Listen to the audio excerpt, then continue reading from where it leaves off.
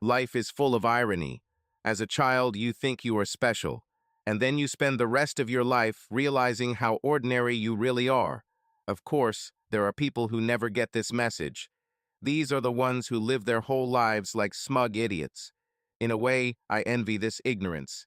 The war between our high opinion of ourselves and the reality of everyday existence can be troubling for some people. But this only made me a pragmatist. You know the parable of the pessimist and the glass half empty. Well, for the pragmatist, the problem is that the glass is the wrong size, so we spend our lives sizing things right. For example, I was an average guy. That's why I didn't even think about playing basketball. And since I was a nerd, I didn't consider asking the prom queen to my senior prom. I simply did what reality dictated. I was basically a face in the crowd. I had my own hobbies, and I did them whenever I could, but my family was middle class, but poor. Therefore, my entertainment was limited to ordinary and cheap things.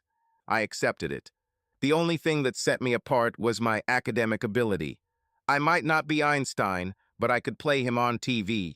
My problem was that I studied everything. So when I left school, I was in the first class of Jack of all trades, master of none. When I entered the job market, my almost but not quite sufficient qualifications became a big problem. I was on everyone's list of candidates, but I was never chosen. So I found a niche for myself. I found one career where you need to know a lot, but you don't really need to know anything specific. I became an academician. It took another 4 years to get the union card, a doctorate. But once I got it, I found that I was very much in demand. After several recruiting visits, I found myself working at a state university near Bethpage, New York.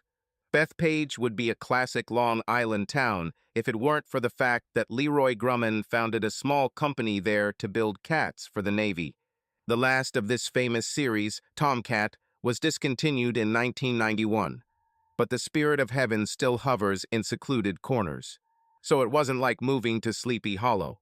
I chose Bethpage mainly because it was close to work and equally close to the water on both sides of the island. I'm from Wisconsin, and I love sailing. So I kept a 31C and C Corvette cruiser permanently berthed at the Oyster Bay Marina. I was by no means rich, but I was lonely, and surprisingly, he began to earn good money, so the banks were willing to provide financing, even if it was a 35-year-old boat. Everyone should have at least one weakness, and the peace and quiet of Long Island Sound was my addiction. I learned to swim on Lake Michigan, so I'm an excellent solo sailor, and the boat gave me the freedom to get away for weekends from April to October. I would leave immediately after class, drive to Mount Sinai Bay, then stop for the night and continue around Orient Point and down past Gardner Island on the Tuck to Montauk, or sailed against the northeast wind to Block Island, and if he started early, he got to Wynyard. If the wind was favorable, my dog Buster, and I would arrive on Saturday afternoon. I would then party until early Sunday morning and head back on a wide tack. Did I mention Buster? I found him at a shelter in Detroit. I was living in Ann Arbor at the time and wanted a dog. The other dogs barked at the front of the cage. Only Buster sat in the back corner, radiating misery.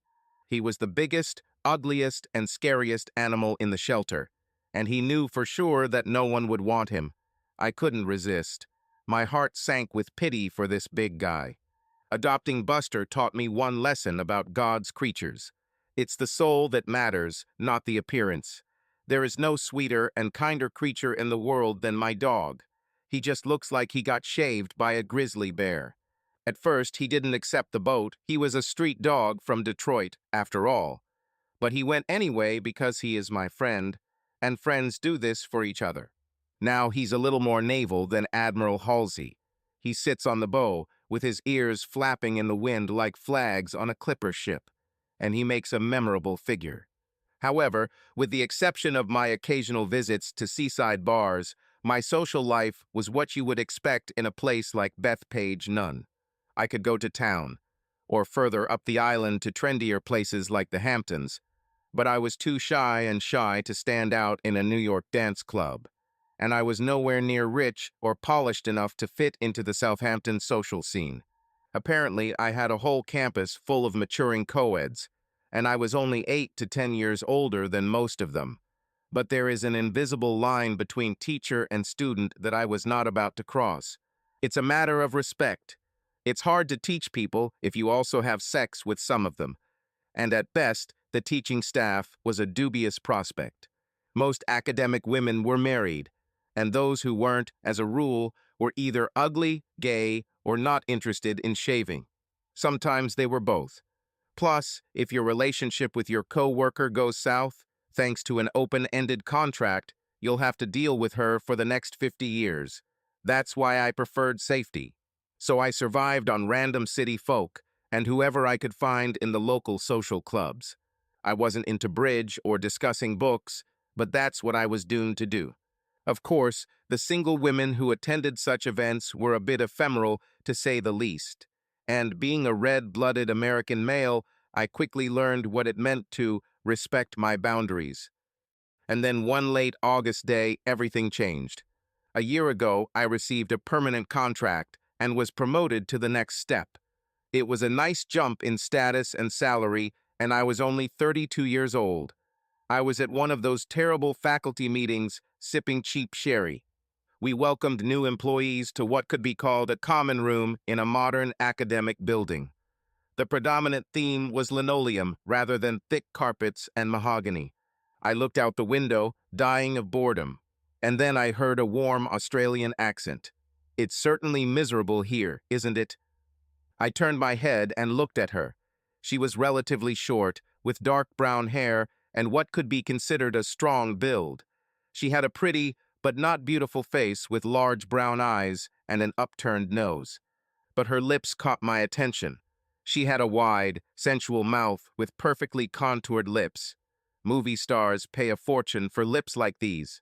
Otherwise, she looked presentable, but not spectacular ordinary breasts, hips, and legs. In fact, she was the female equivalent of me. No one would turn around if she entered the room, but no one would run away screaming either. We were just two average people. However, I liked the sparkle in her very intelligent eyes. I turned to her in a classic conversation position and said, "Yes, it is. A lot of this place was built in the 1960s, and that was not the era of classical academic architecture." The more I looked at her sweet oval face, the more I liked what I saw. I asked, "Are you a new teacher?" She smiled. It was a 10-megawatt smile. At this moment, my thoughts were not of a sexual nature, but they were moving in this direction. I knew that the person inside that average body was someone I wanted to meet. She said, "Yes, don't you remember me from the interview?" I sat with a couple of colleagues to interview candidates for an open teaching position, but I didn't remember her. She said, "It was over Skype. I was at the University of Queensland at the time." Now I remembered her. I sat to the side of the monitor. That's why I heard it rather than saw it. But I haven't seen her close enough to know her in real life. And after all, it was 11 p.m. at the time due to the time difference with Australia. However, I had to remember her sexy, smoky contralto voice. It said a lot about her personality. She just sounded so confident and composed.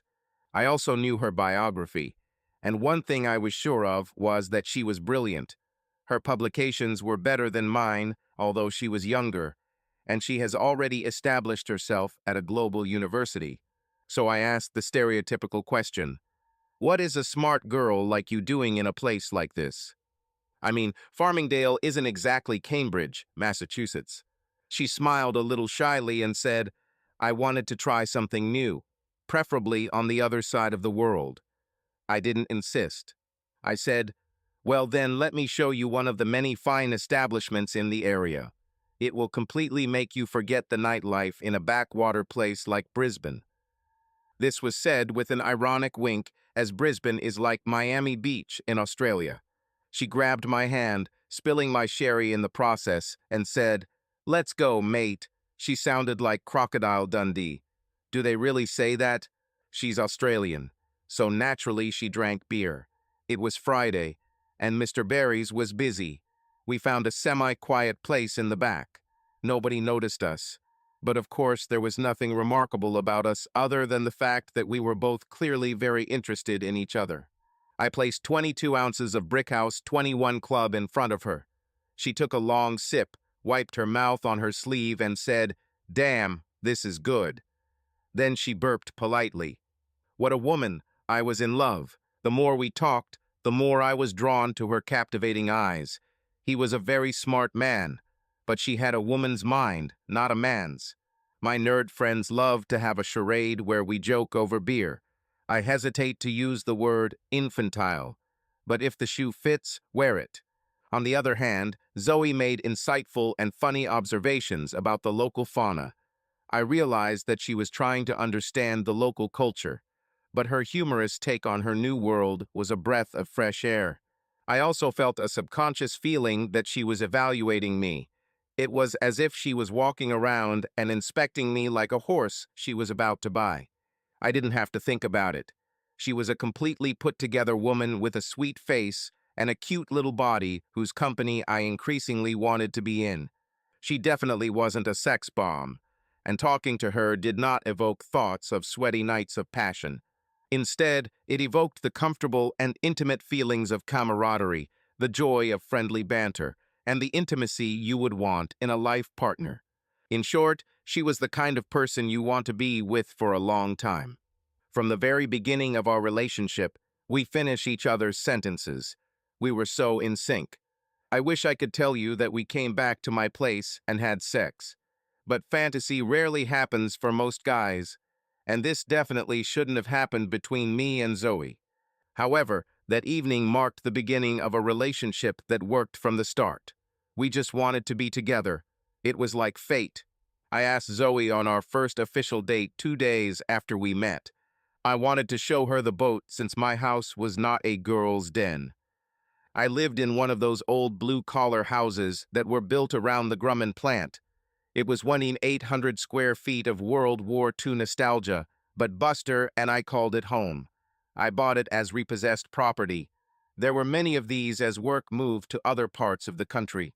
She stayed at Extended Stay America on Oyster Bay Road while she looked for a place, so it was an easy half-hour ride to the boat.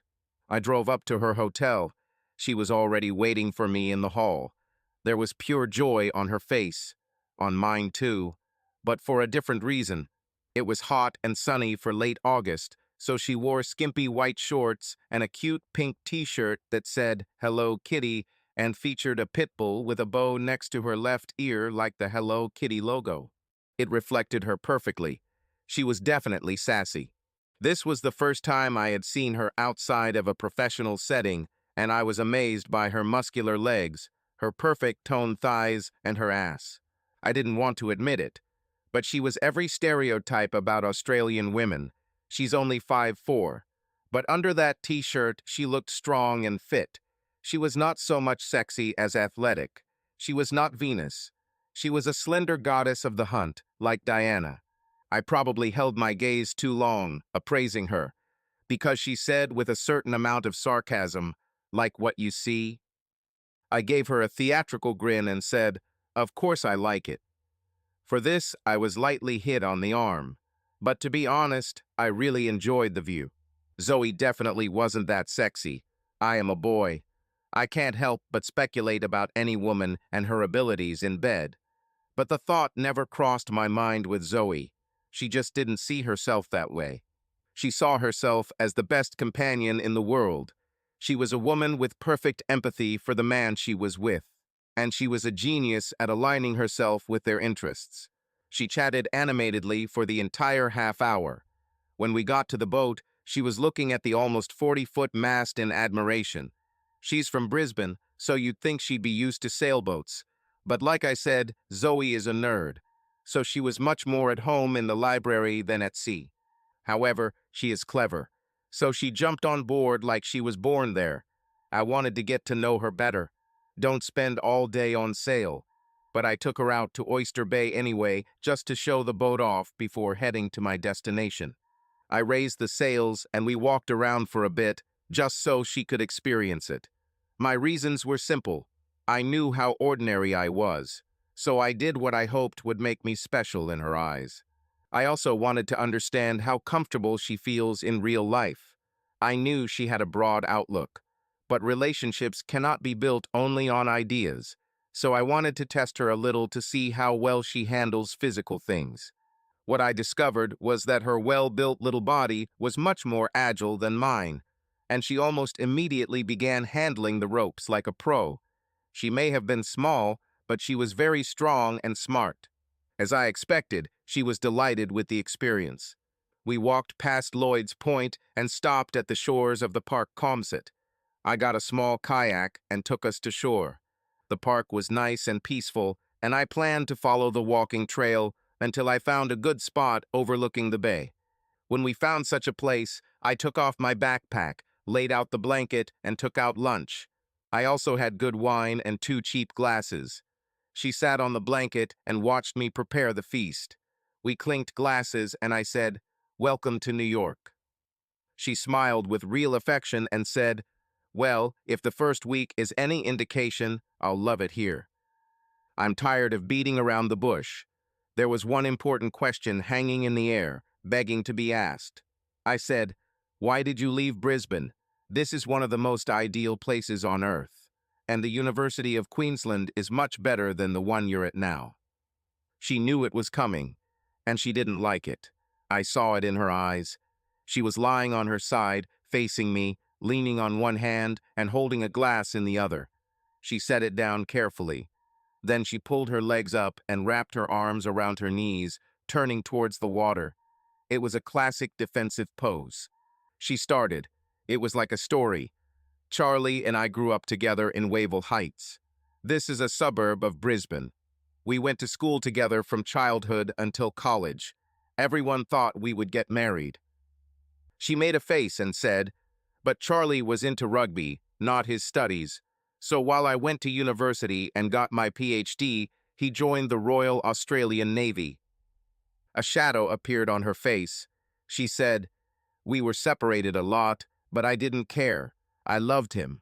Then she stopped and looked at me. The pain was deeply etched in her huge brown eyes. She said, "I received the letter while planning our wedding.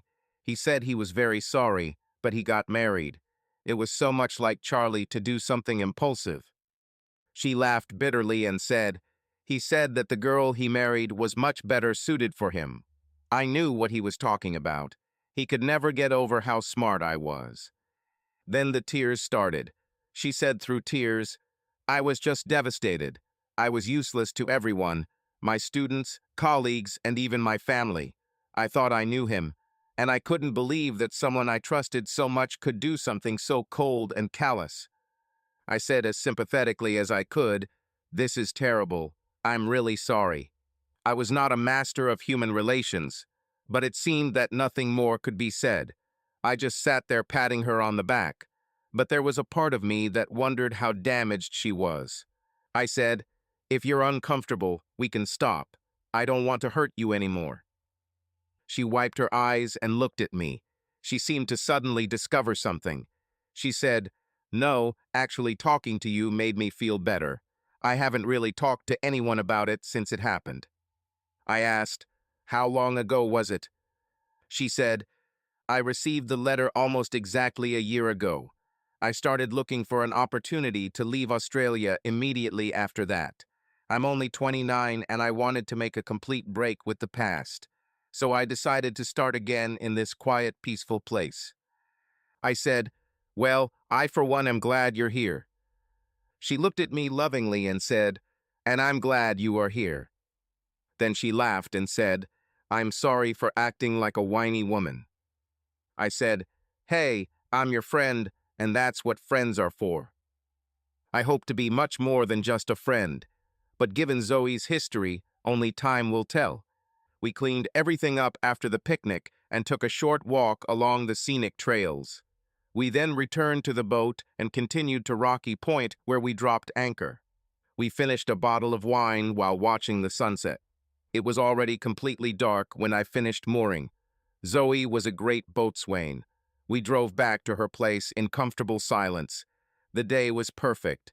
We felt especially close and didn't want to break the magic. She didn't invite me in, and I didn't ask. We will have plenty of time for this in the future. So the days passed. We spent all our time together, and eventually she moved in with me. It wasn't anything sexual. She just needed space, and I had 3 bedrooms. So I proposed, and she agreed. There was no need to make rules at this point. I slept in the bedroom on the first floor, and she slept in the one upstairs in the attic. We shared a bathroom, but living with Zoe was like living with a guy. She didn't use all that feminine equipment. Mostly she only had a toothbrush. Of course, she wore makeup, but she kept it in her room. And at work, she kept her luxurious, thick brown hair in a long, easy-to-maintain ponytail. At home, she simply let them down to the middle of her back. We lived a comfortable life together, sharing household chores and enjoying each other's company.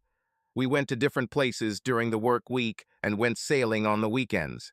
It was an idyllic life, until a couple of months passed after she moved. That Friday morning, I asked her what time she wanted to go out on the boat. She said absolutely calmly, without a hint of anything sinister in her voice, "I can't go sailing this weekend. I have a date." This statement fell on me like a cartoon safe. I said, "Sorry, what did you say? Do you have a date?" She said absently, "Yes, Anthony Picardy invited me to go to town with him. He has tickets to see Wicked tonight." My head exploded. Okay, we never talked about this, but I just assumed that we were exclusive. I admit I wasn't trying to make a deal, but I knew her situation, and given the disastrous end of her last relationship, I didn't want to put pressure on her. And then Picardy just walked in and whisked her off to New York for a weekend of fun and sex. Incredible. I tried to keep my voice under control, but I probably sounded like I was choking. I said, "How long has this been going on?" She said, conversationally, "Well, he's been inviting me since I arrived. I don't really like him. That's why I refused him all the time. But I really want to see this show. I don't know what he's expecting, but if it's anything other than dinner and a show, he'll be disappointed." Fine, I had to say it. I said, trying to sound less desperate than I felt, "This guy is the biggest ladies' man on campus. He slept with half the staff and most of the students. If he's taking you to town, he's expecting a lot more than a goodnight kiss." She said, laughing, "Oh, he'll get way more than a kiss. I'm just not going to give him everything at once. I don't sleep with anyone on the first date." Then she went to her room, laughing at my impudence, believing that she would give it to someone. I was left sitting there with my eyes wide open like Willie the Coyote when he realizes he's run over the edge of a cliff. I thought, oh my God, she doesn't understand at all. She has no idea what she just did to me. I didn't know what to do next. I never said a word about how I felt. How did I really feel? I knew for sure that I did not want her to share herself with any other man. But I didn't tell her anything about it. I treated her like a friend. What should I do now? I could run upstairs and confess my undying love to her. But that would be the most pathetic thing I could imagine. It is so unmanly to cry in such a situation. So I sat there with a lump in my throat while she made noise, getting ready for her date. She even hummed some Australian tunes as if it didn't matter. But for me, it was important. I understood all this in a blinding flash of insight. A healthy 29-year-old woman lived in my house, and I did not take a single step towards her. Okay, I knew her history of failed relationships and tried to respect her grief. But seriously, 2 months of walking around the house in just a long t-shirt and panties, and I didn't try to molest her. Instead of seeing me as her knight on a white horse, she probably thought I was gay. She came down at that moment. I sat on the couch, trying to look calm. There was nothing that could be done now, at least not looking like an insecure coward. But my calm behavior was a complete show. Inside, I was a seething cauldron of undiluted jealousy, and she blew me away. I've never seen her dressed to kill. My Australian boatmate wore a classic little black dress. It was so tight-fitting to her body that it accentuated her narrow waist, compact hips, and bulbous ass. and it was so short that it showed off her gorgeous legs. The front had a cutout decorated with pearls and a slightly unexpectedly large hollow on the chest. But what almost killed me was her face. She usually doesn't wear a lot of makeup. Therefore, I could not even imagine how beautiful she could be. But she was going to town, so she looked impressive. She rocked those gorgeous eyes. They alone would be enough to destroy me. But her lips are something incredible, and she highlighted them. They are so sexy. And to top it all off, she was wearing some exotic perfume that evoked thoughts of wild drum beats, dancing flames, and depraved jungle rituals. She looked at me with deep feeling, made a slight turn on her 4-inch heels, and said, with surprising uncertainty, "What do I look like?" Crap. It was as if she had asked a friend. I sat there dumbfounded, my mouth working like a fish just out of water. I think she saw the apocalyptic suffering in my eyes, because she hurried towards me, looking very worried. She said anxiously, "Jonathan, what happened?" I should have told her. I absolutely should have told her then, but my stupid pride wouldn't let me. I know it's a cop-out, but the dynamics were wrong. This is a man's thing. I just couldn't look like a weakling in front of Picardy. So I pulled myself together and told her the most pointless thing imaginable. "Well, I'm just upset that we're not going sailing this weekend." She smiled at me lovingly and even ran her hand over my cheek. She said, "There are still a lot of weekends left. We just need to plan better." I thought, better plan? Fuck you and the lawyer you arrived in. This disaster was not caused by poor planning. It was a complete failure of communication. I made a bunch of stupid assumptions. I got it all wrong. And now I was forced to sit here while this jackal carried away the love of my life. It's not her fault. She clearly had needs, and I treated her like a roommate.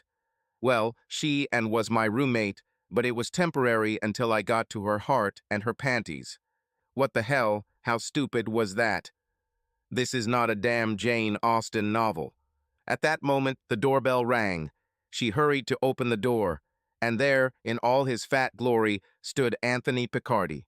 Okay, he was younger, prettier, and a little bigger than me, and he had money. But who's counting? He was a complete nobody on campus, an assistant registrar, but his family was rich. But they were spent just like everyone else. He gave me his usual condescending grin and said, "Jonathan, my man, how are you?" Okay, he didn't make James Bond. I didn't mean to fall on my face. I dryly said, "Great, man. And you?" He put his arm around Zoe's waist, gave her a lustful look, and said something subtle like, "After tonight, it will be even better." Then he turned and led her away. She blew me a kiss as she was casually dragged out onto the porch. I got up and closed the door. As I did this, I saw the bastard helping her into his Corvette, his grin outshone the streetlights. There are moments in life that you will remember forever. This was one of them. I was surprised that I didn't die on the spot. Every system in my body was on edge, blood pressure, heart rate, and I was ready to shit myself and vomit on the living room carpet. I wandered over to our couch and sat down with my head in my hands. How could I stand forever until she came home? I was going to explain this misunderstanding to her as soon as she returned, and this will be completely clear. It was one thing to be surprised by the unexpected shock that would make December 7th, 1941, a quiet Sunday afternoon on Oahu. But it's another thing entirely to let it happen again. I was going to make sure this farce would end as soon as she got home. Zoe was a grown woman and had every right to accept an invitation to something fun. I heard Wicked was a great show, not that I could afford to take her to it. But all the same, if she goes somewhere with Picardy again after I clear, I'll express our feelings for her. Then we will know exactly where we are, and we will each go our own way. I couldn't concentrate while the clock was ticking. I walked back and forth and tried to read. It was a joke. I didn't turn on the TV. I just sat there, staring into space, caught in a whirlwind of emotions. The clock was ticking. It was approaching midnight. They had left more than 6 hours ago when a cheerful message arrived.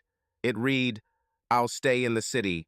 "Do not wait for me," and it had a kiss emoji attached to it. Oh, how wonderful this is. They rented a damn room. I thought I had suffered before. I didn't even climb the foothills. It was like my heart was a trailer park and Zoe was a tornado. Rightly, according to my sensations, numb with pain, all this agony turned into rage. Anger is a primal instinct. He protects you and motivates you to fight. But anger is also blind. Therefore, it almost guarantees that your next action will be the stupidest one. I spent an almost sleepless night staring at the ceiling and planning my revenge. If I weren't a coward, I would just hold out until we talked. Instead, I chose to give the prostitute a taste of her own medicine, show her how it feels. All subsequent events occurred because of this one bad choice. I even understood that I was behaving childishly. My rational brain told me that trying to get revenge on Zoe was absurd.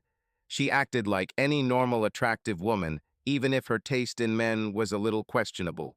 The fact was that she had no idea how I felt about her, and the poor girl was probably just as sexually unsatisfied as I was. However, my lizard brain told me that I was completely humiliated. I saw it in Picardy's eyes.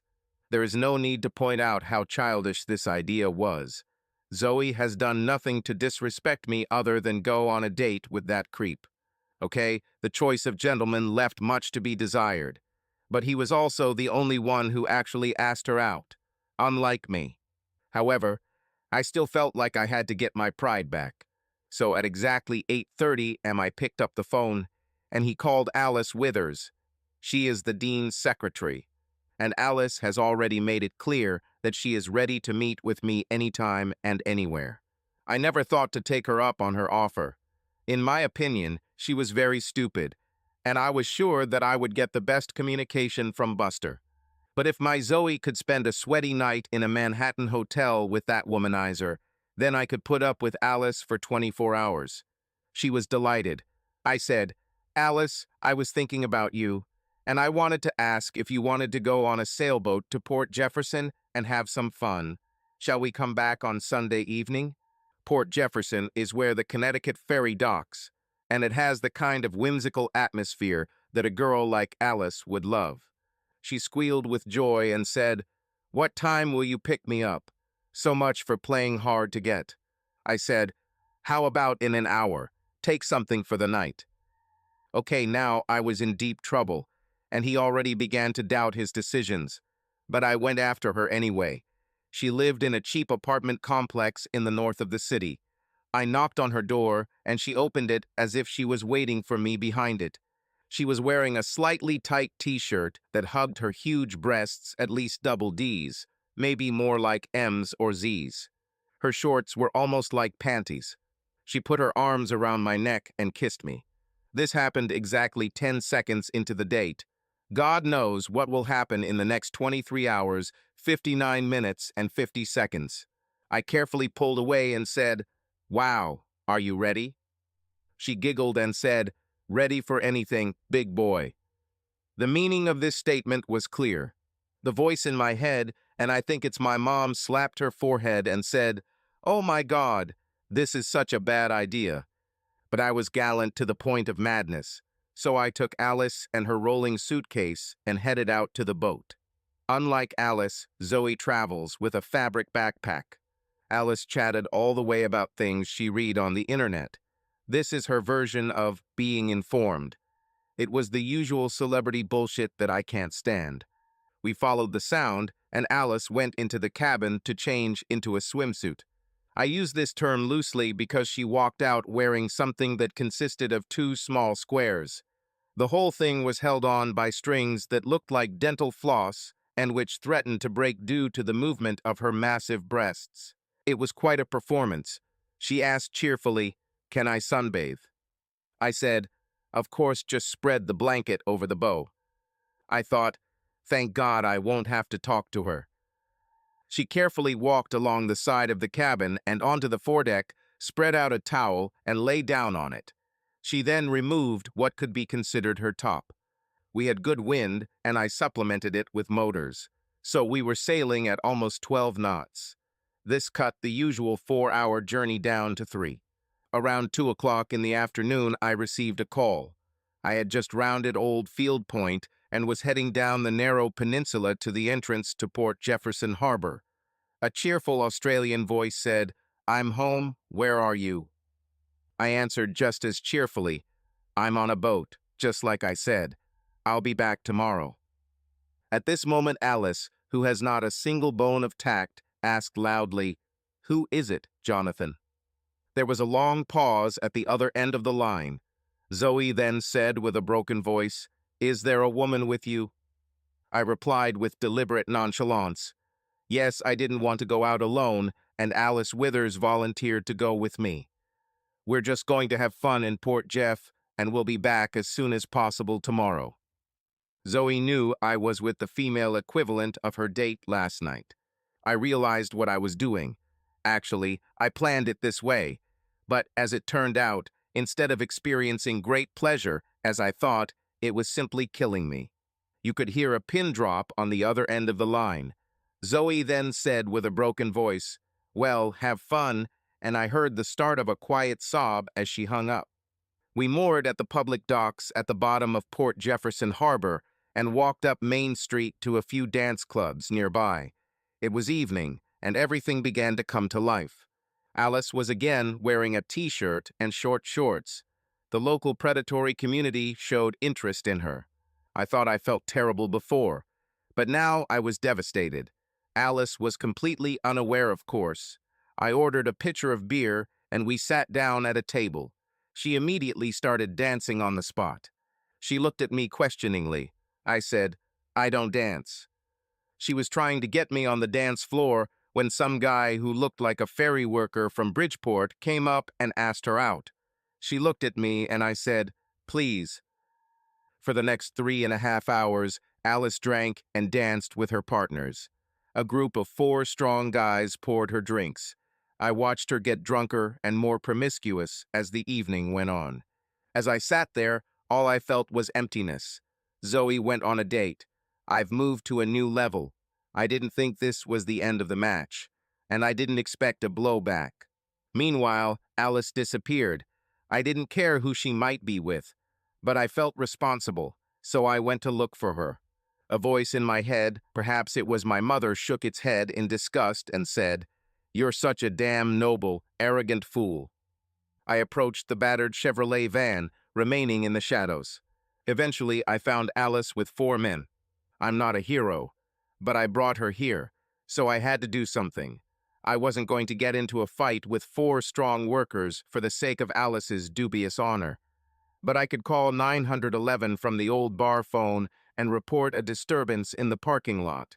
I was standing in the shadows when the patrol car arrived. The guys ran away. She found the strength to get dressed and run to the bar.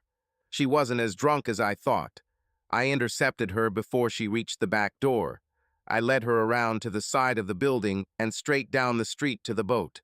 I could hear screams behind me as the cops tried to catch the guys she was with. I took her straight to the back of the cabin and put her in the tiny cabin. She tried to pester me. But I said, "Not today, Alice. You've already had enough sex for one evening."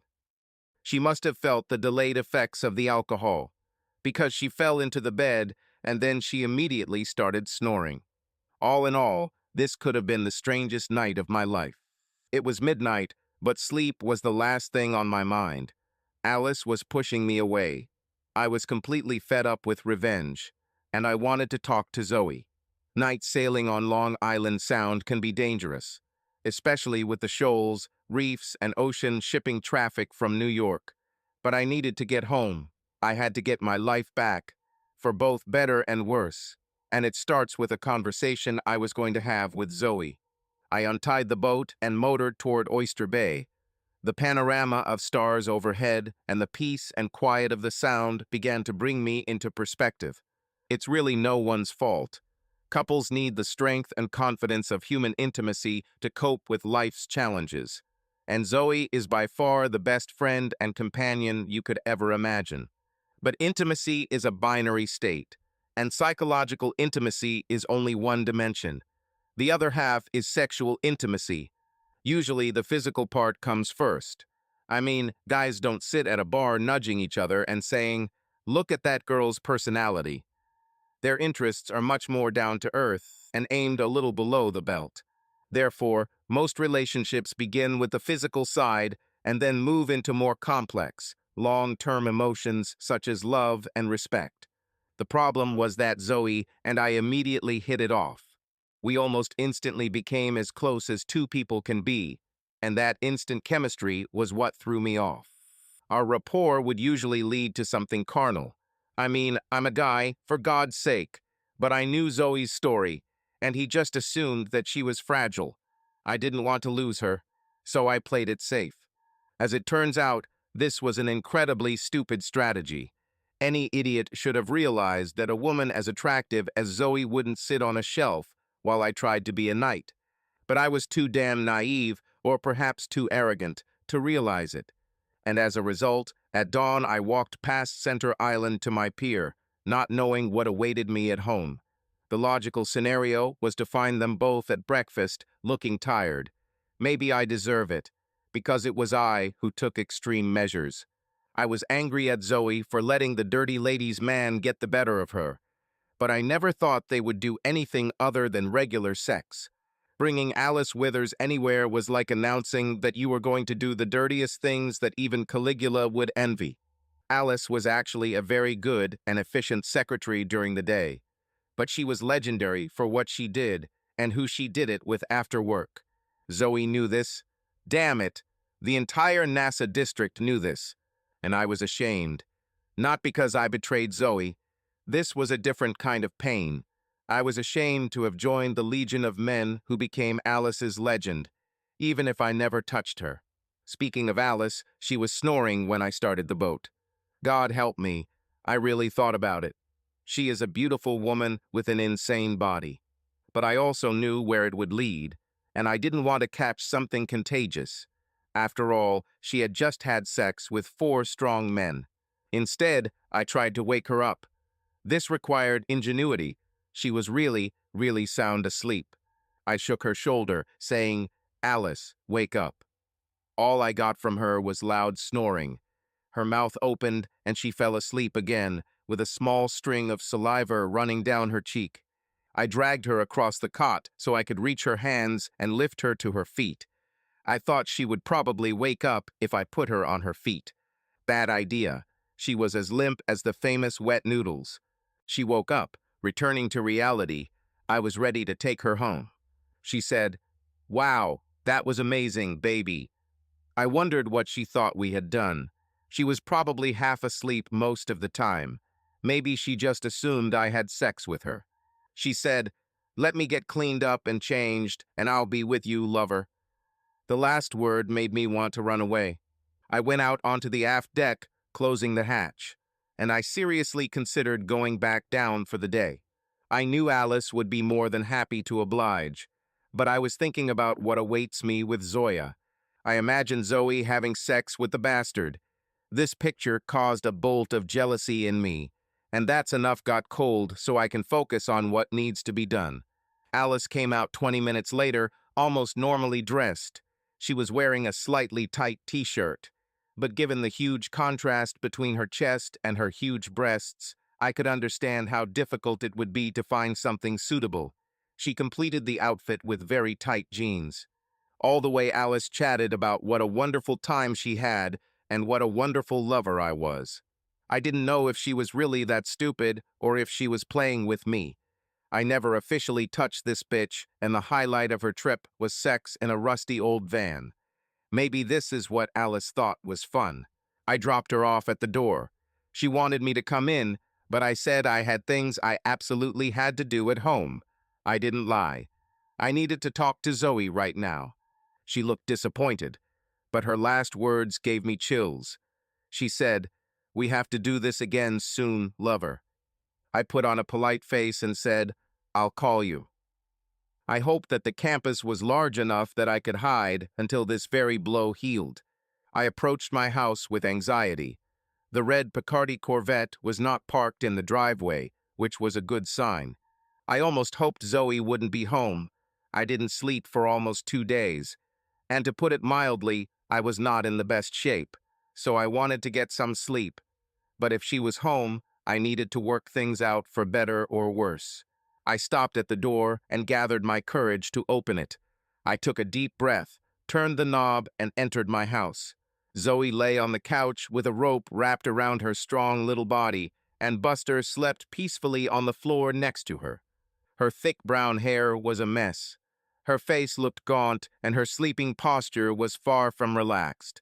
She looked like an angel, my angel. Buster stirred and said accusingly in his slow southern drawl, "You're home at last, boss." He then got up and walked into the bathroom, where I heard him drinking loudly from the toilet. I tried for years to break him of this habit, but he says it's an important part of his morning awakening like coffee is for me. The noise of Buster drinking woke Zoe. She stirred and slowly opened her eyes. It took her a few seconds to realize where she was. She then focused on me standing there. The look of pain and betrayal struck me. It was clear that I had just joined her ex-fiancé as the main traitor. She said with suppressed anger in her voice, "Did you and Alice have a good time?" I looked at her with all the love I felt, and he said in the calmest voice he could muster, "You and I have suffered from a catastrophic lack of communication, and it caused a lot of pain. I want to end this now." She looked puzzled. I kept saying, "I don't know how you feel about our relationship, and I want to know this as soon as possible. But as far as I'm concerned, I want to lay all my cards on the table." Without saying a word, she swung her legs off the sofa, stood up, and went to the kitchen. I heard her rattling around there, preparing coffee. The whole world thinks that Australians drink tea just like the British. But the younger generation, like Zoe, are all coffee lovers. I followed her. Her body language indicated that she was very angry. She looked at me. Her eyes were red. She cried. My opinion of myself dropped even lower. She frowned, picked up the coffee pot, and said, "Coffee?" I nodded and sat down. She placed a mug of this wonderful restorative drink in front of me. I enjoyed the aroma. She sat down and just looked at me. Okay, I realized that the ball is in my court. The roughly 6-year-old part of me wanted to ask her how many times she'd slept with the bastard. But luckily, my slightly more emotionally mature self said, "It all started because I never told you how I really felt about you." She looked stunned. I continued, "I love you. I loved you from the first day we met. I took it slow because I thought you needed time to get over Charlie. Of course, just assuming something without asking you is quite arrogant, isn't it?" I added sadly, "I'd like to think you wouldn't have slept with Picardy if I'd told you how I felt about you. But I didn't say it, and you did." Now she looked dumbfounded. I said, "Friday night I was imagining you two having sex in some fancy hotel in New York, and it was killing me. So I pulled this little trick on Alice to get revenge." Her eyes hardened, but she continued to listen. I said, "I chose her because in my mind she is no different from Picardy, and I thought she would be the perfect candidate to prove my point." Now she looked very angry. I said, "The problem is that I knew I was being dishonest. You didn't know I loved you, did you?" She blurted out, "Of course not. You acted like my gay friend. I walked around practically naked for 2 months straight, and you kept making witty comments about work. What was I supposed to think?" I smiled at this and said in a conciliatory tone, "Well, if it's any consolation, my date with Alice was a complete failure. On the way there, she chatted to such an extent that I thought about pulling her overboard. Then, when we arrived in Port Jeff, she got blackout drunk and had sex with strangers. I loaded her lifeless body onto the boat and headed straight home. That's why I came back so early." I added with a weak smile, "By the way, I want you to know that she slept the whole way back. I didn't even take off my clothes." This was technically true, and at this point, I didn't think it would be wise to go into detail. Then I added with a conciliatory smile, "Well, to be fair, I did get a welcome kiss when I picked her up." Then I got serious. "But I swear to God that for the last 48 hours, all I've been thinking about is you and how I needed to tell you how I felt." I added sincerely, "It may be too late, but if you accept me, I want to be your devoted and only lover, and someday your husband." Her big brown eyes filled with tears. "Women," she said, "I just hated you for the last 12 hours. Against all my best intentions, I allowed myself to fall in love with you. And then you betrayed this love by spending the weekend with this woman of easy virtue." Then she started sobbing and said, "What was I supposed to think? I didn't know how you felt about me. If only you had told me, even hinted, that you wanted me. If I thought there was even the slightest chance that we would end up together, I would never go on a date with this man." Then her face hardened and she said, "I know what you're thinking. Yes, I spent the night with him. But no, I didn't do everything he wanted. I don't let myself down on the first date. This is a matter of personal pride. Isn't that what I told you when I left?" I nodded in recognition. She continued, "I am a very passionate and experienced lover. I can make any man happy. And believe me, Tony Picardy was a very happy man when he dropped me off yesterday. I understand. I hated it. But I understood.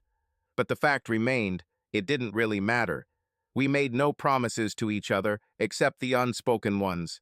And we weren't technically a couple when this happened. We were best friends for a long time. But friendship is not the same as commitment. In fact, I could have sex with Alice while hanging from a mast without actually breaking any rules of engagement. More important is how she felt about our relationship in the future. So I asked her directly. I said, "Okay, now you know exactly how I feel.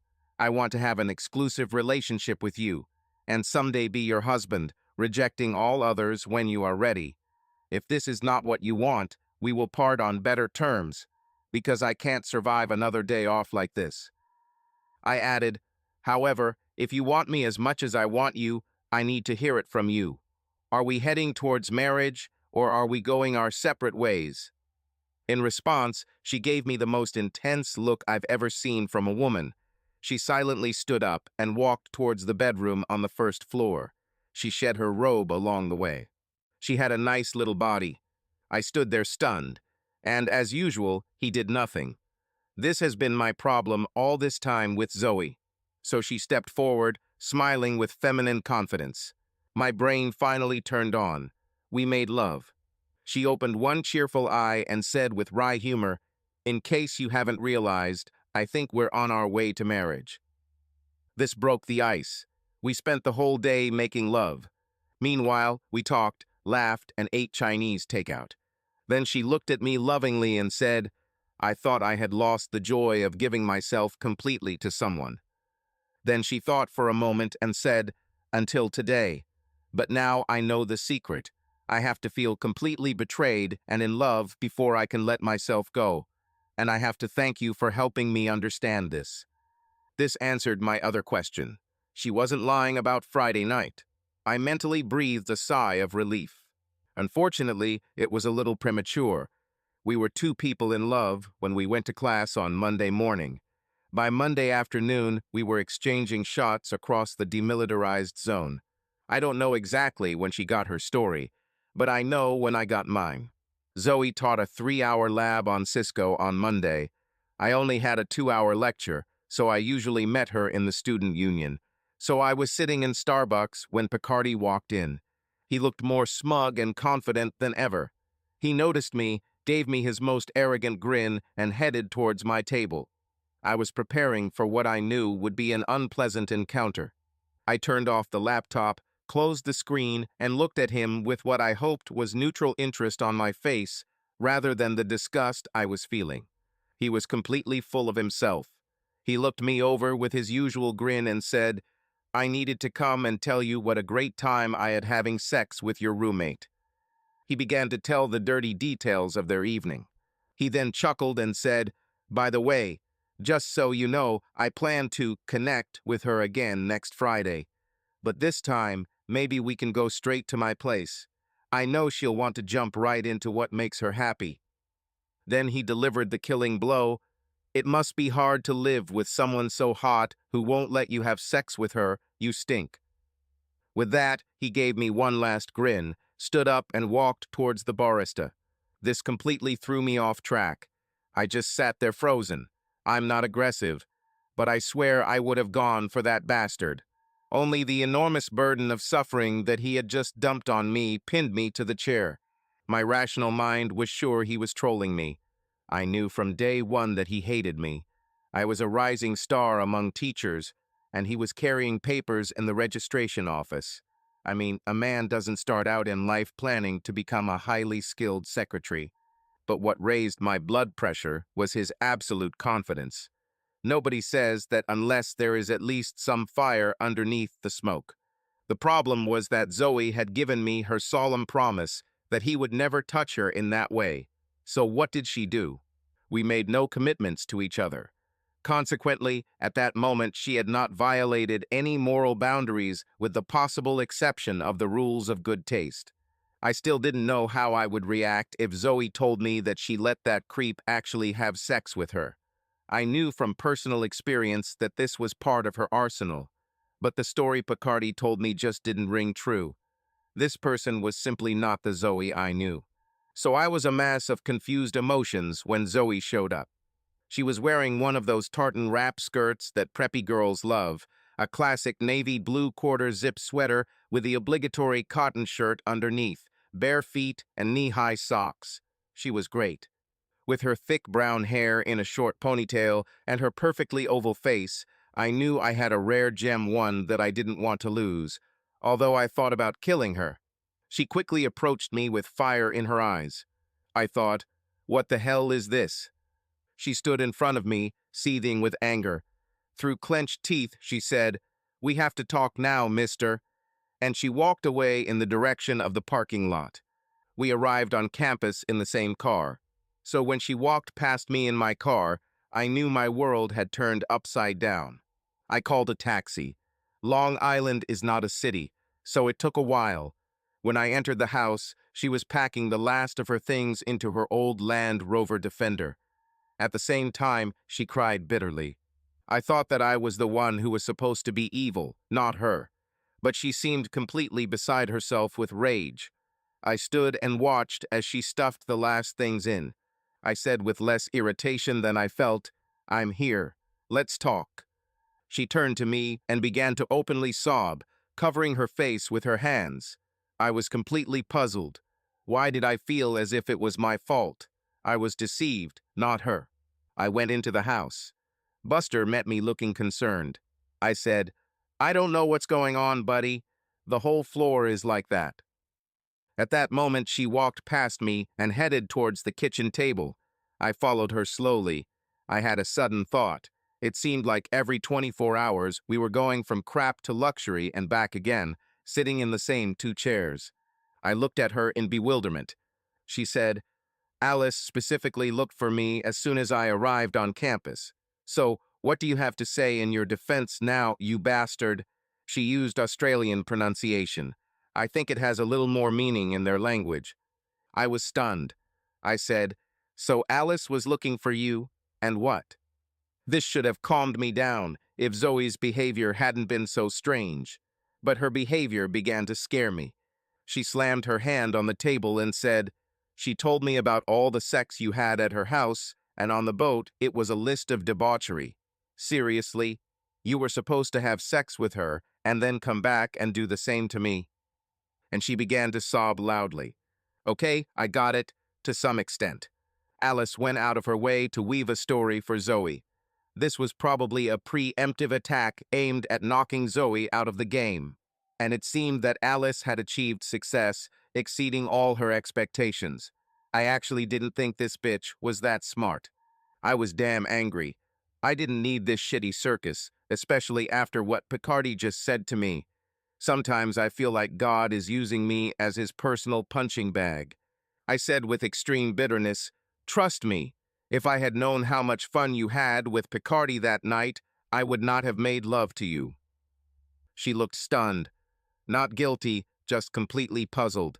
She said with confusion in her voice, "What are you talking about?"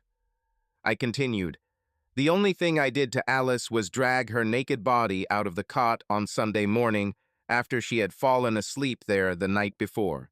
I added, All that stupid bitch did was roll around in a thong, drink too much, and have sex with a bunch of drunk rednecks. I can't imagine how she found time for additional debauchery. I looked at Zoe intently and said, "Of course, from what Picardy told me, you were no less busy than she was. I don't know why you felt the need to lie to me about this. But seriously, Zoe, 5 times? How did you have any energy left for Sunday, or are you just such a big woman of easy virtue?" Now she looked really puzzled. She said, "Picardy told you what?" I told her his story verbatim. She turned purple with rage. She screamed, "You are lying. You're just making this up to justify your actions this weekend, you moron." Then she stood up, ran out the door, started her car, and roared out of the driveway, throwing gravel all over the front yard. I looked at Buster. He looked at me and said, "That didn't go over very well, did it, boss?" Alice worked a regular schedule from 9 to 5. I thought the dean might be upset if I strangled his secretary right in front of him, so I had to wait until Alice came home. And I will wait. Meanwhile, I called Zoe a couple dozen times. I was starting to smell the fat little Italian rat and wanted to talk to her one last time. I was hoping that when she cooled down, we could work things out. But either her phone was turned off or she was ignoring me. I was sitting in the parking lot of Alice's complex when she pulled up in her little Ford Fiesta. She was dressed for work, a white rayon blouse, a modest gray skirt, and a matching jacket. She has a very cute face with short curly blonde hair, and if you knew nothing about her nocturnal exploits, you would find her very attractive. She started walking towards her apartment, completely unaware that I was in hot pursuit. I caught up with her as she was taking her keys out of her bag. She turned around, surprised, and then she gave me a long, slow, lustful smile. She said seductively, "Good evening, lover. Let me change into something more comfortable." She then opened the door and walked straight to her bedroom without closing it. I had to do it.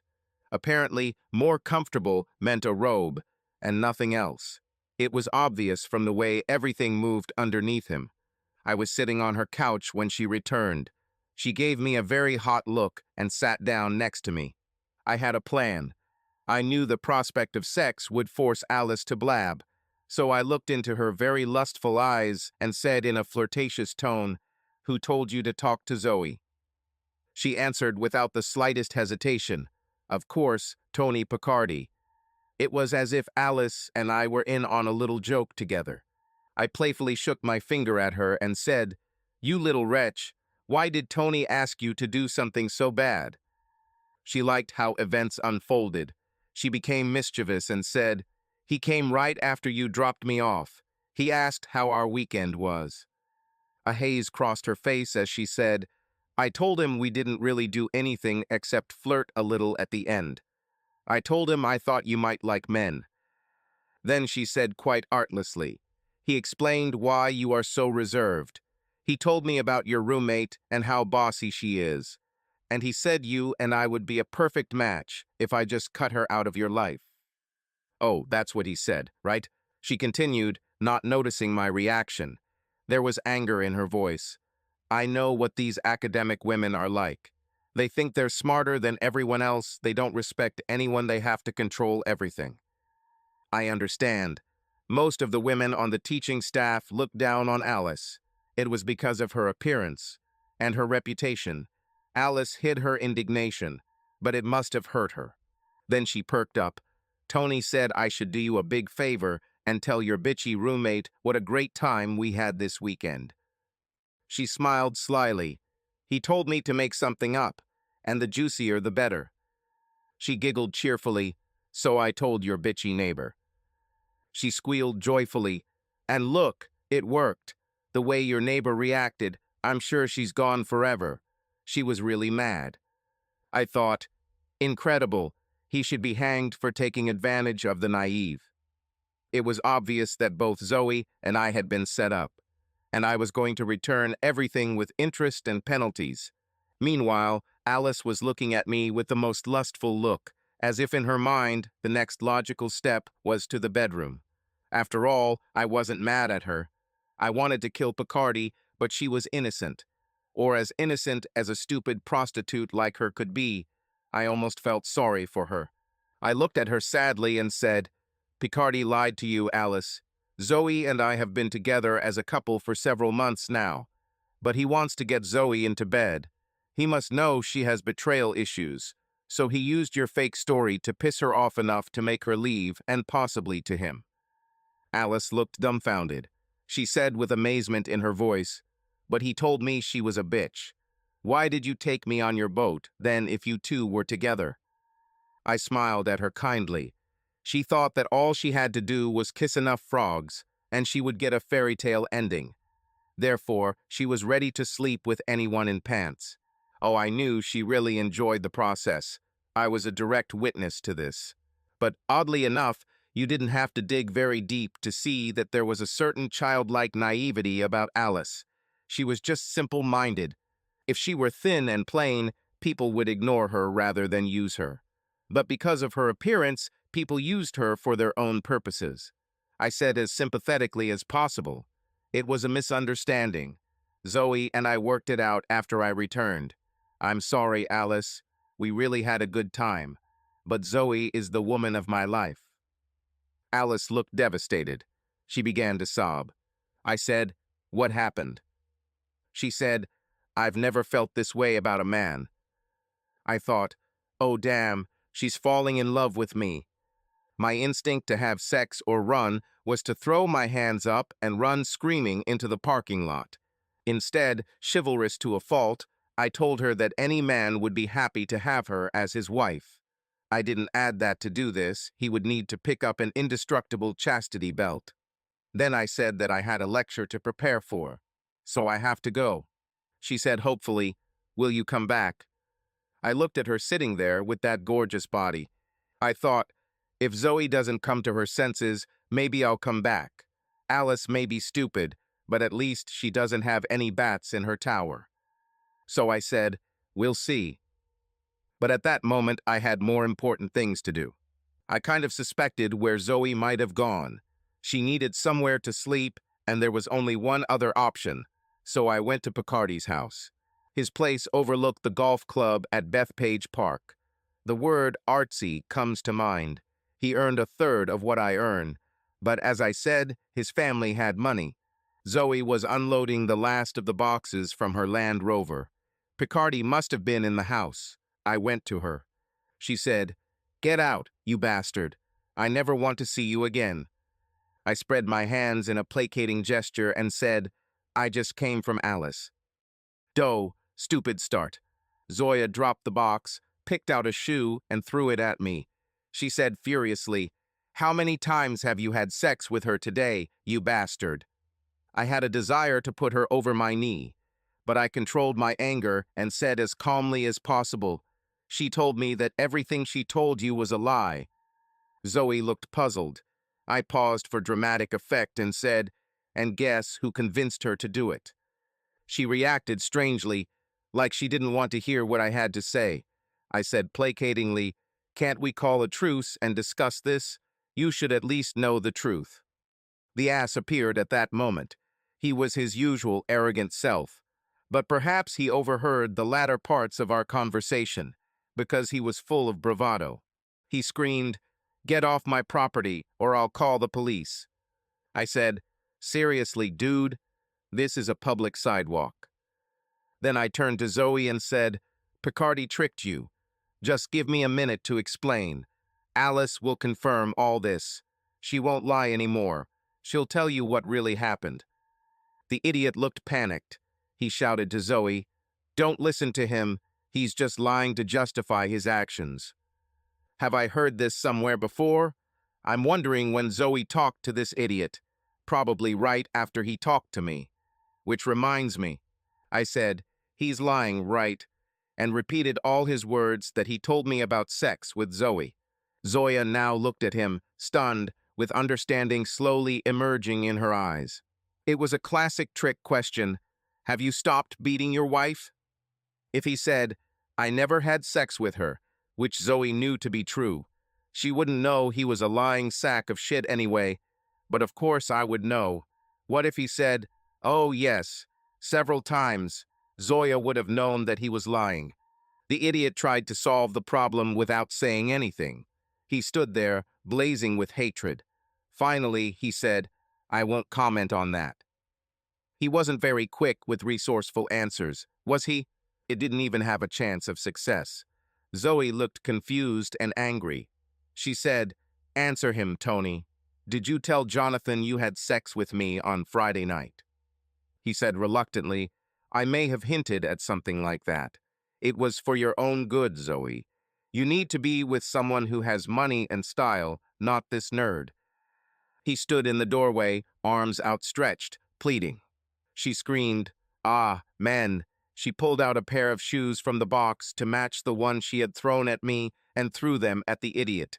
He ducked, and the shoe flew past his head and into the house. The girl had a grip. She then turned to me and said guiltily, "Is my room still free?" I said, "I haven't passed it yet, but we will need to talk before I take the ad down." She said, "Okay, I'll see you at home in half an hour." And she started repacking her car. She arrived home 25 minutes after me. The delay was long enough for her to pack everything up and give her opinion to the idiot. She began to carry her things back into her room. She looked strange, almost upset. I took the box and followed her. When I got up, she was sitting on the bed and crying. She said through tears, "How can you forgive me?" I put the box down, walked over, sat on the bed, and put my arm around her shoulders. They were shaking with sobs. I said, "I talked to Alice. She told me everything she told you. I know you have issues with betrayal in your past, and your reaction to her story is completely consistent with that experience. It's hard to trust any man after what Charlie did to you." I said, "Alice is not really a bad person. She's just stupid and easily manipulated. Picardy was the one who convinced her to lie to you, because he knew how you would react." She looked at me carefully and said, "How do you think I reacted?" Okay, I didn't thought about that, did I? I said with increasing fear, "I don't know. You were very angry when you left, and it took me several hours to find Alice and get a confession out of her." I began to draw conclusions, and I didn't like where it was leading. I said with pain in my voice, "I was hoping you went somewhere to cool off." But I knew what she really did. Zoe was just as stubborn as I was. In her head, I would have completely betrayed her trust. That is, if she believed Alice. So her first thought would be revenge. And I knew exactly who she would choose for this. A cataclysm occurred in my head. It was like two planets colliding. I said with all the pain concentrated in the one super hot black hole in my heart, "You didn't do it, did you?" She began to sob loudly, turned around and lay face down on the bed, pounding the mattress with her fist. I thought, the game, the set, and the match are up to Mr. Picardy. The sense of loss was overwhelming. I thought, I'll have to take enough time to come up with a suitable plan. But when I do, it will be a scorched earth, a war to the last.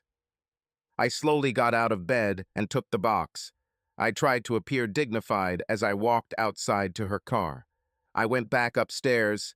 She lay in the same position as before, sobbing in agony. She sat up, tears streaming down her face. She said pleadingly, "Please, it was a mistake. I was deceived, just like you." I said, "It was not a mistake. It was a carefully planned and deliberately executed act of revenge." She began to cry, bursting into tears. "I've never loved anyone the way I love you. That's why I acted so stupidly." I really believed her. Her history with men and her passionate nature led her to this. Zoe is an intelligent and usually practical woman. Her sanity must have been greatly shaken if she gave herself up to this slippery guy. I felt pleased by the irony of the situation. It must be truly excruciating to realize that your downfall was planned by the guy you just slept with. But I did a poor job of hiding my broken heart when I said, "I'm going to the boat.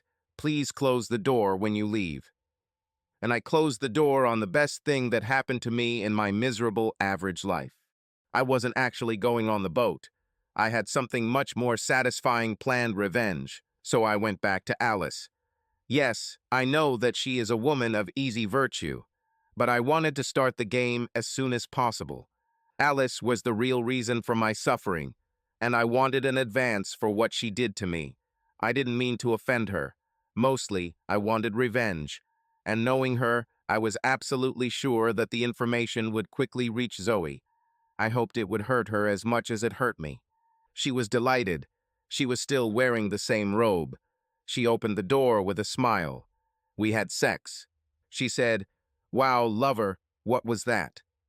I said, "I just wanted you to know that while I was waiting for you, Zoe had sex with your fat friend Picardy out of revenge. So I'm done with her, and she's moving out." Alice looked stunned. She said with real anguish in her voice, "Did I really cause this?" Okay, she's a woman of mild intelligence, but there didn't seem to be an evil bone in her body.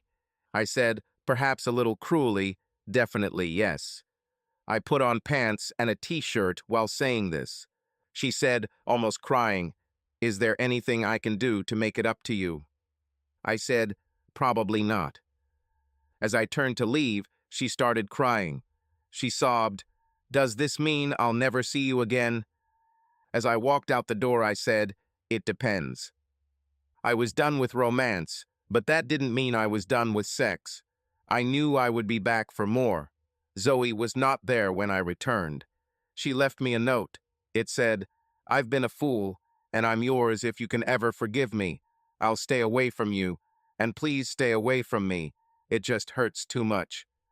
Well, okay, I did not care. I was now a robot completely devoid of feelings. The students hated it because I was no longer an easy target for their sad stories. I saw Zoe several times at meetings. We avoided looking into each other's eyes. I heard she's renting a small apartment in Farmingdale. I was glad that she moved on. I haven't heard anything about the men in her life, but I never talked to anyone about her. Finally, the end of the semester arrived. I was on a merciless crusade, day and night. Obsession is a very negative state, but it does focus your thinking. Every time I saw Picardy, he grinned. Perhaps he slept with Zoya, who knows? More importantly, who cares? He couldn't touch me. But I was going to touch Picardy so as to even the score, and then move on. I don't belong to a social class that solves things by beating people up.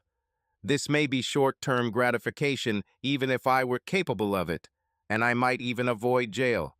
But the thing is, I like to give a gift that keeps on giving. I want my revenge to be a gift that the recipient will remember for the rest of their pathetic life.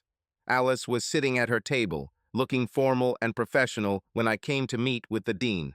If you only saw her at work, you would think that she is the most correct and efficient secretary in the world. She interacts with people who come to the dean's office very coldly and reservedly, almost aloof, both in person and on the phone.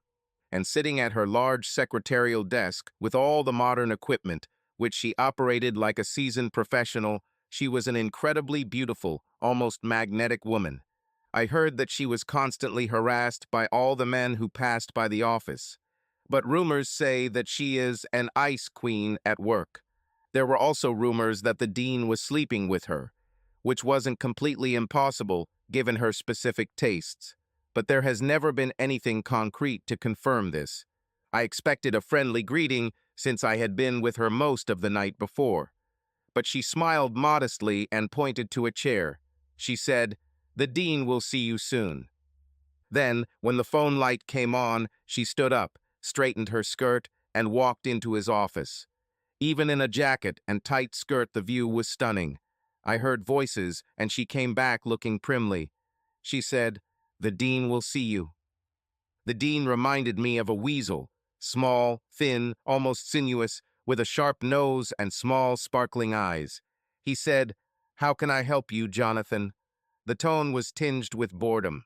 I said, "I have evidence of serious misconduct by one of your employees, which could lead to a sexual harassment claim." This brought him out of his state of boredom. Those small, sparkling eyes focused on me with intensity. Any case of this nature would be a PR disaster, and depending on the circumstances, could even threaten his own position. I said, "Here are 4 notarized affidavits that I have collected. They are from 4 female students and all relate to the actions of Antonio Picardy, who is an assistant in the registrar's office." If the dean had a mustache, I would have seen it twitch. Instead, his eyes narrowed. He may have heard some rumors about Picardy. He also probably knew my history with this scoundrel. The dean said, "Very strange behavior on your part, Jonathan. Why would you bring up such a problem?" He knew perfectly well why, but he tested my resolve. I said, quite seriously, although I was blatantly lying, "One student came to me upset. She couldn't enroll in the course she needed, and Mr. Picardy used his influence to get her into this course." The dean's eyes continued to narrow, so I added, "But he also forced her into a sexual relationship in exchange, and then threatened to tell her parents when she tried to stop it. It's all in this statement, and I gave him the first one." What I said was a lie.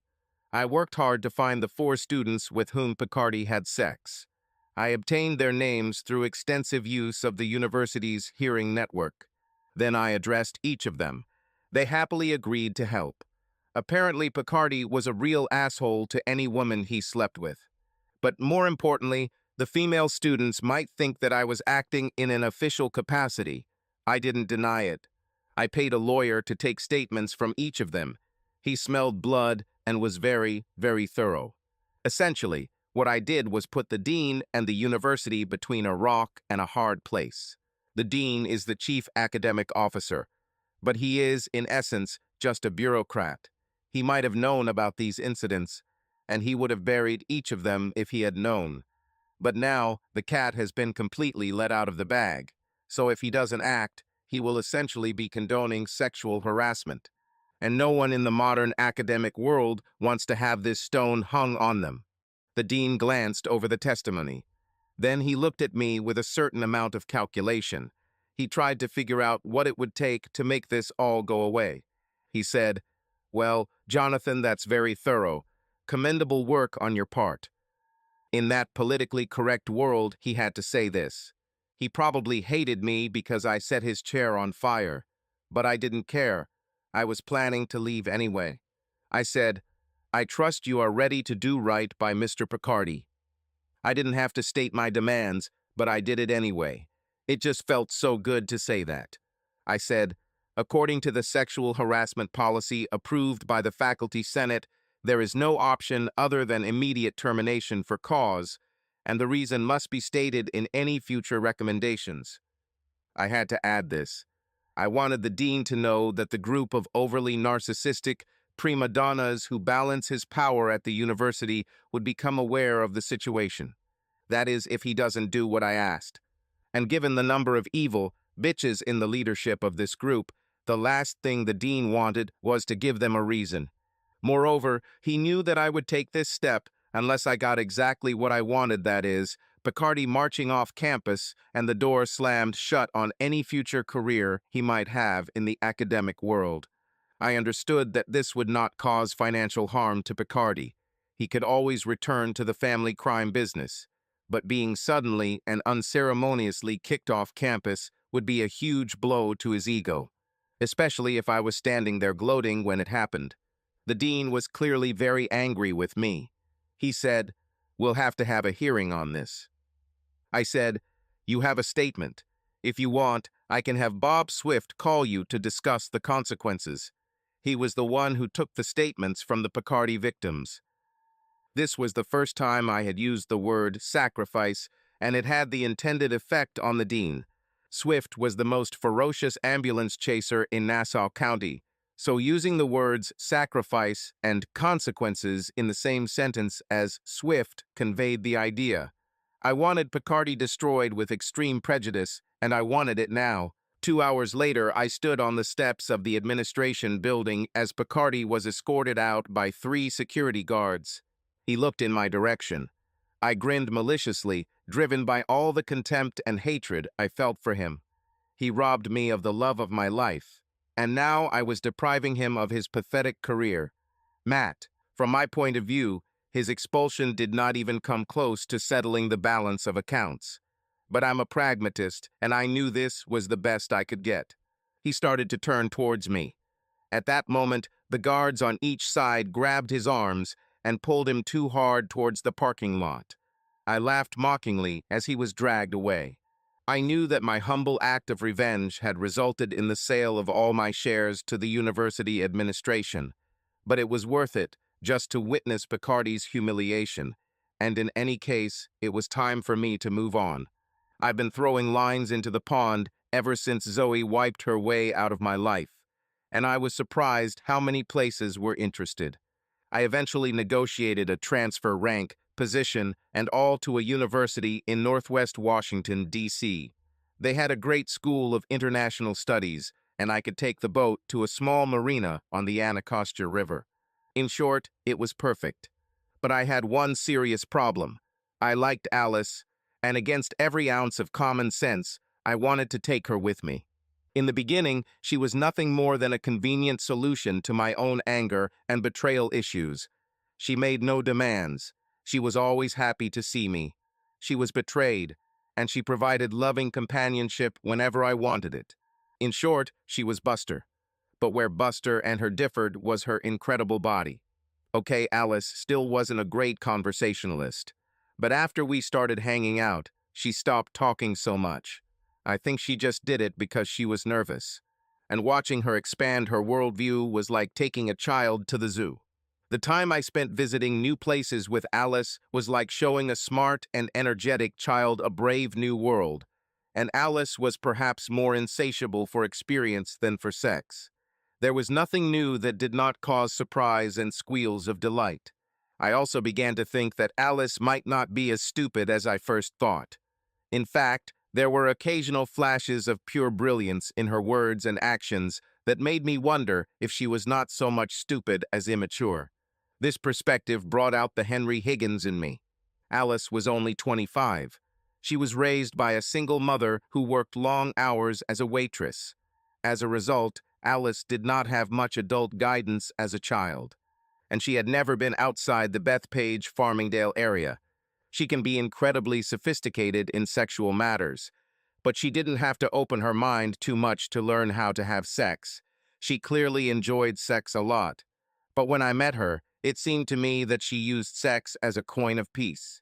It was clear that Alice was desperate to please, which, undoubtedly, was associated with a huge burden of childhood insecurity, and it seemed like she thought the only valuable thing she had to offer was her incredible body, which she used as currency to buy recognition. This is simply not true. Alice graduated from a vocational school with high marks. That's why she had the skill set of an administrative assistant, and everyone at the university considered her an extremely capable secretary. But her ability to switch between Alice, the easy virtue, and Alice, the perfect secretary, seemed just a strange quirk. Interestingly, however, she had another strange quirk. This was a real paradox given the fact that Alice was more of a housewife than a housewife. Alice loved children very much. Whenever she was around children, whether they were her friends' children or those just walking down the street, she was full of energy and completely focused. In fact, raising children was the only thing she did better than office work and, of course, devilry. She told me she wanted at least a dozen children. This made me think that perhaps somewhere deep in her psyche there flows a powerful, but as yet unexplored river. She even claimed that she gave up extracurricular activities to be with me.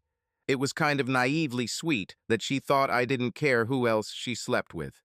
However, I did notice that she has gotten a lot stronger over the last couple of months, and Alice, the capable secretary, tended to appear more often after hours. We rarely went outside. I was afraid that people might think we were a couple, and she was always happy to just hang around the apartment and have sex. But every now and then I felt guilty for inviting her to dinner. I mean, if you use someone as cynical as I do, Alice, you might worry that it will reflect poorly on you. At first, it was cheap chain restaurants. But over time, the restaurants became more and more upscale. And during this time, Alice transformed into a much more refined version of her former self. First, she started dressing like an adult, not like a teenager. I think she got her fashion tips from watching other women. But wherever she got her ideas, she now was turning into a stunning personality. It all happened one night in early spring. I planned to take her to Waterzoo in Garden City. I chose places a little out of the area because I didn't want to run into people I knew. This is a cute little bistro with Belgian cuisine and a reputation for wine. We had a dinner reservation for 7:30, so I knocked on her door at 6:45. She opened the door and let me in, looking nervous. The minute I saw her, I knew why. Alice tried a new incarnation of herself. It was cool Alice. She looked stylish and chic, and might I add, beautiful. She has an amazing figure, slim where it needs to be and outrageous in all the other places. She was wearing a little black dress of good quality wool blend, not too short in the legs and with a relatively modest opening in the front. She must have been wearing an industrial bra underneath. But the real miracle was her face. Alice only wears makeup at work, and I wasn't sure that she even knew how to use it correctly. But she obviously did it, because she did everything she could for me. She has a classic girl next door face. Yeah, I said, the girl next door. What do you call a round-shaped face with perfectly even features, a button nose, a beautiful mouth, and huge cornflower blue eyes? She even has a scattering of freckles. She completes the look with a short cap of thick, naturally curly blonde hair. Like I said, the girl next door. Any stranger who saw Alice in this new incarnation would be amazed by her pure beauty. I just stood there with my mouth open. She took this as disapproval and said in a panic, "Sorry, I can change." I blurted out, "Do not change under any circumstances. You are wonderful." She turned purple with embarrassment. It suddenly dawned on me that I had never complimented her. In fact, perhaps no one has ever complimented her. The restaurant itself was an experience. From the moment we walked in, I realized that I had just arrived with the most attractive woman to grace the place in a long time. Heads turned, men looked, women seethed with jealousy. The master, having seated us, fell on his face. There were a couple of young, very handsome men who looked at her not as if she were the main course. I suddenly remembered my time in Port Jefferson. I was completely confused by the lightning of jealousy that pierced me. How could I become the owner of Alice? Of the two, the more handsome one finally came to our table. He was kind enough to extend his hand to me and introduce himself first. But it was obvious that he had come to talk to Alice. He looked at her politely and said, "I know that sounds like the oldest phrase in the world, but I have a strange feeling that I know you from somewhere." Alice looked like a sphinx as she said, "Of course, Tim. We spent 4 years in college together." He looked completely shocked and said, "I don't remember you." She said in the tone of a competent secretary, "Alice, you probably don't remember me, Tim. You were the rich big man on campus, and I was just a girl from the trailer park." Then you could see it dawn on him, and he couldn't believe his eyes. He muttered, "Alice Withers." She grinned and said, "In the flesh. And if I remember correctly, the last time we saw each other was in the back seat of your father's car."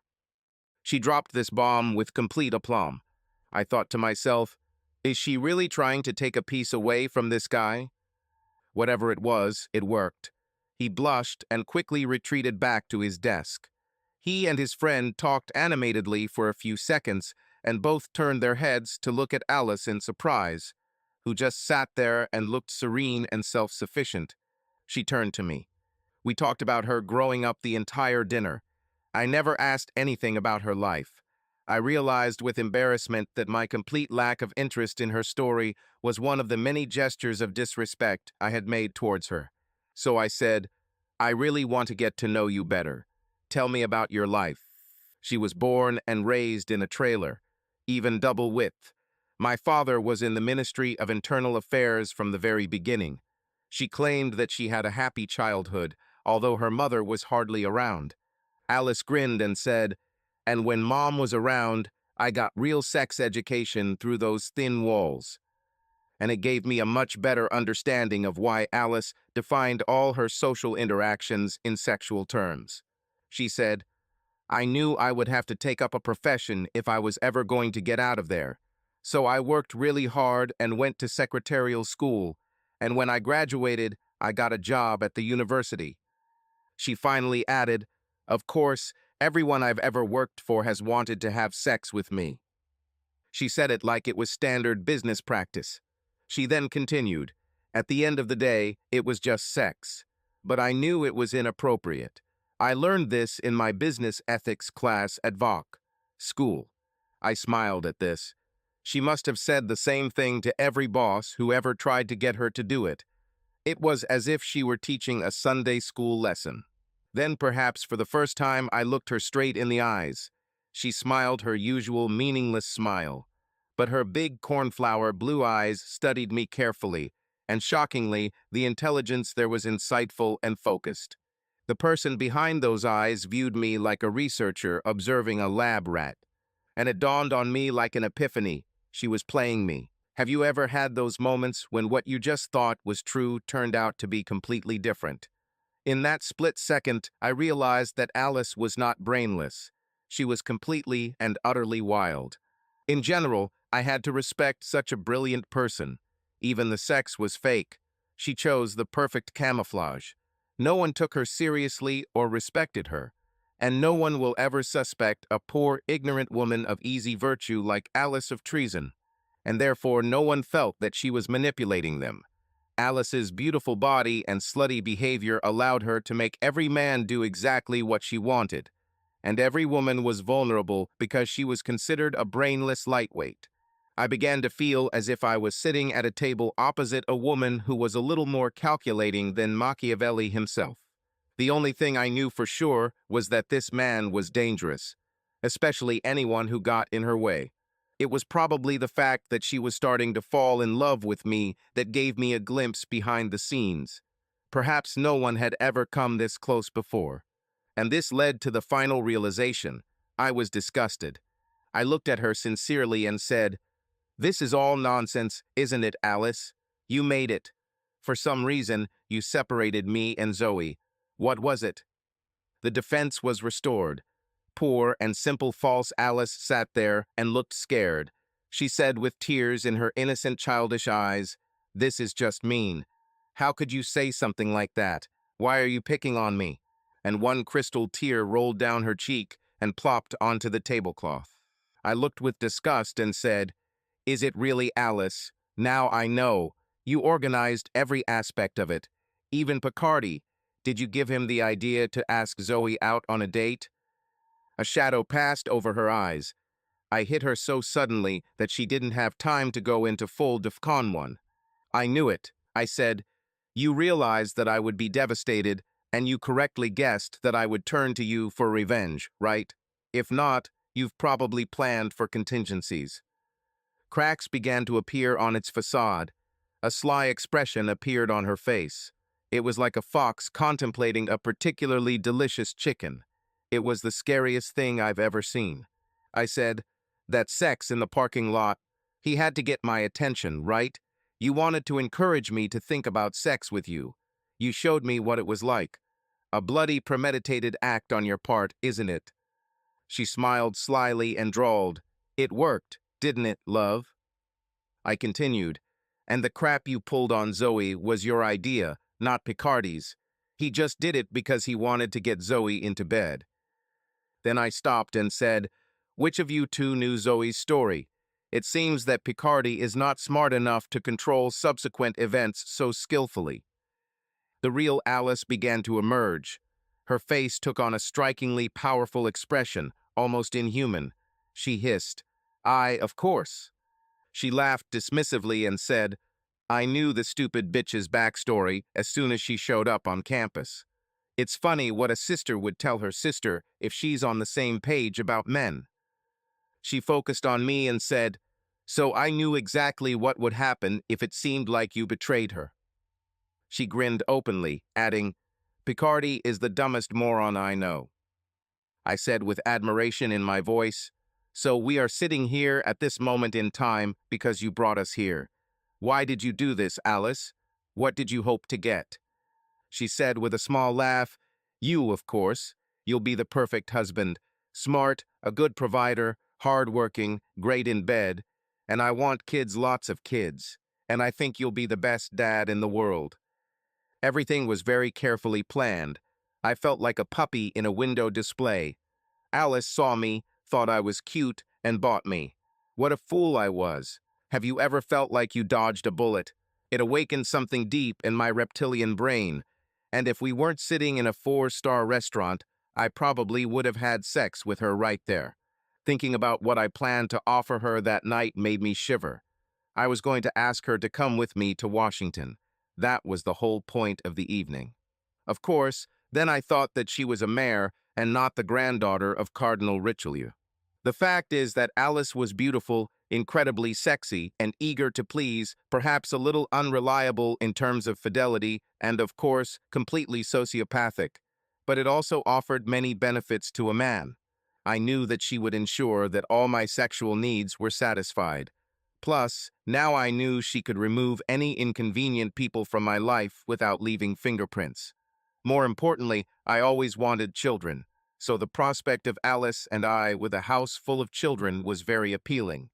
The problem was that she was such a frighteningly dangerous manipulator that I was afraid of ending up in Guantanamo if I disagreed with her on some minor issue, like the color of the curtains in the dining room. Therefore, there was a small adjustment plan.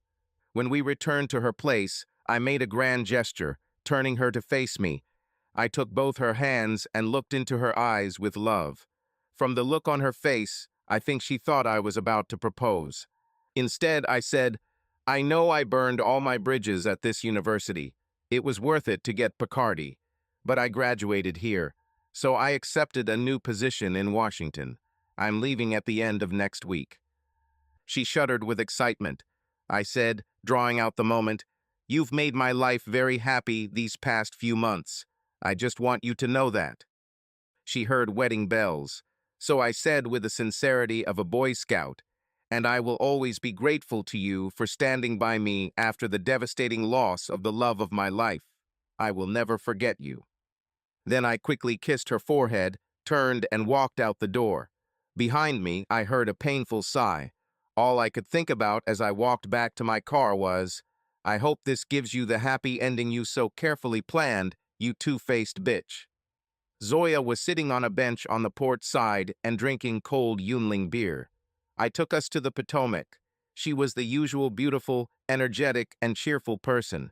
It was a classic sunny Sunday in Washington, and in the words of Robert Browning, God was in heaven and all was right with the world.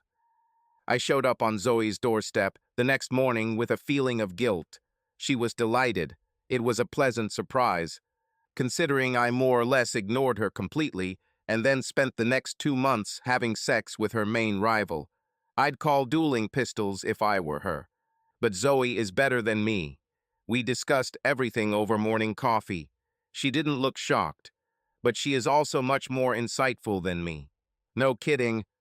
The faces carved on Mount Rushmore are more insightful than I am.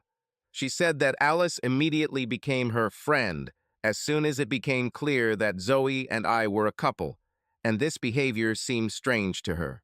Zoe thought Alice was going too far with her warnings about me and how many hearts I'd broken on campus. However, Alice had been at university for a long time, and for all Zoe knew, I might just be pretending. So when Alice came to her after that fateful week with an "I told you so" speech, it only reinforced the months of her whispering in Zoe's ear, and predictably, all Zoe could see was the second coming of arch-traitor Charlie Riley. So she lost it. She loved Charlie madly, and he betrayed her by marrying another woman. Then, against her better judgment, she fell in love with me even more, and I committed an even more serious sin in her eyes. It was a sin of intimacy. At least in Charlie's case, Zoe didn't know the other woman. But she knew Alice, and she knew what kind of person she was. So, in addition to the pain of her loss, Zoe also felt the humiliation of having such a famous prostitute like Alice boast about her imaginary weekend with me. This drove her into a state of rage. This was quite understandable. After all, I had personal experience with exactly the same feeling. It was that same all-consuming anger that made me go to Alice in the first place. And just like that, Zoe went and gave Picardy a sex he'll never forget. She immediately realized that this was the stupidest thing she could do. But Zoe is a strong-willed woman with a huge sense of pride, and she could not leave such an insult as she thought I had given her without a proper response. Like I said, she's a spirited little bitch.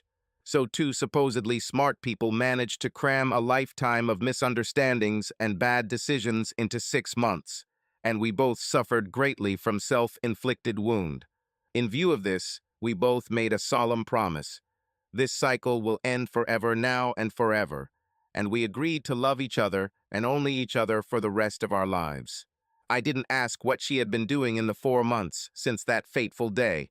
It was none of my business. We weren't married or even firmly committed when we separated. In fact, in the entire time we knew each other, we were only officially a couple for about 36 hours. However, no matter how objectively I understood our situation, I still cannot describe how glad I was that Zoe was not spending time with Picardy when I showed up on her doorstep. And it didn't take long before the old flame flared up into an all-consuming fire. This led to me inviting her to try living together in Washington. I sold my house and bought a very comfortable condominium on Massachusetts Avenue closer to the National Cathedral. The place was ready to accommodate Buster, and I could walk to campus most days. Zoe still held her position at Farmingdale, but finding a job in Washington would not be difficult for her, and her lack of teaching status would make the transition easier. She planned to visit several campuses next week to see what she could find. It was already very late in the hiring process, but any place that still had openings would be happy to have a research specialist like her. If not, there was always next year, and she could stay in Washington and write. We will never be separated again. We talked about what we needed to do to make our relationship work, and we both agreed that the one thing that was non-negotiable was communication in all circumstances, in good times and bad. This means that if we hear or see something that raises a question, we will immediately raise this for discussion and resolve it.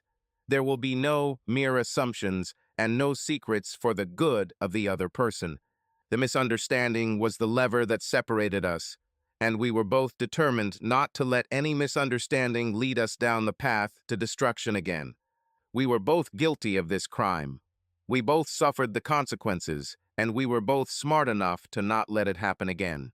We immediately re-established our intimacy. But if you remember, with the exception of one night before the Great Shock, we never actually slept together, so there were some wedding jitters when we got into bed that night. We lived together for several months. But this was uncharted territory since we planned to sleep in the same bed, and this time forever. It was just another nasty hot and humid July night in Washington. We had dinner at the Clyde in Georgetown and drove back past the Naval Observatory to my place. She came out of the bathroom wearing a long t-shirt. This is where she slept. I knew there was nothing underneath. I was wearing my regular boxers. She slid towards me. I think we both considered it our official moving-in night. The wedding will take place in the uncertain future, but I will never lose her again. She looked at me intently. Most men would call this the have sex with me look, but with Zoya, it was more than that. It was as if she was psychically merging with me. We made love. I smiled and said, "You and I as a couple are so much more than what we are as individuals. And I want you to promise me that you will be mine forever. Will you do that?" She pretended to be puzzled and said with a cheerful laugh, "Sir, I don't know. What are you asking me?" I grinned and said, "Marry me, you fool. Let's do it now. We're both a little stupid when it comes to ourselves, so I want to put a ring on your finger to prevent any future misunderstandings." And the next week, I married the only person in this world whose love made me special. Subscribe to our channel so that your love doesn't cheat on you, and go ahead and listen to the next story, because this story is nothing compared to the next one. If you're under 18, don't even think, click to the next one.